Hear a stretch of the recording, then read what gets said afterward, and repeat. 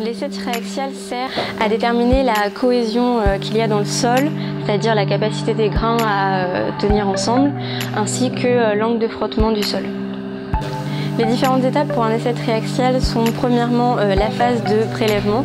Donc on va prélever un petit peu d'échantillons à l'aide d'une trousse coupante. On va placer nos éprouvettes à l'intérieur d'une membrane dans une cellule triaxiale. Une fois qu'on a fait ça, on va passer à la phase de saturation de l'éprouvette. On va donc amener de l'eau à l'intérieur de l'éprouvette de façon à augmenter son taux de saturation pour l'amener à une saturation maximum. Une fois que l'éprouvette est totalement saturée, on va passer à la phase de consolidation. On va appliquer 3 pressions de consolidation différentes en fonction sur chacune de nos éprouvettes. Une fois que l'éprouvette est consolidée, on va ensuite passer à la phase de cisaillement. Donc on va mettre l'éprouvette, la cellule complète sur la presse et on va écraser notre éprouvette en mesurant le déviateur et la déformation axiale.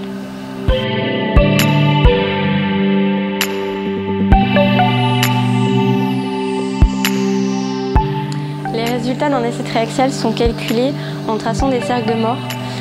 On trace 3 cercles de mort qui correspondent aux 3 pressions différentes qu'on applique sur nos 3 éprouvettes.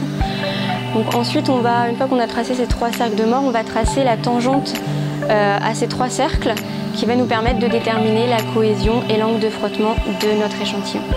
Donc l'avantage de l'essai triaxial, c'est principalement qu'il permet de reproduire exactement les conditions qu'il y a en sous-sol. C'est-à-dire que notre éprouvette de sol, elle a été prélevée à 5-10 mètres de profondeur. Elle a du sol tout autour d'elle, au-dessus d'elle.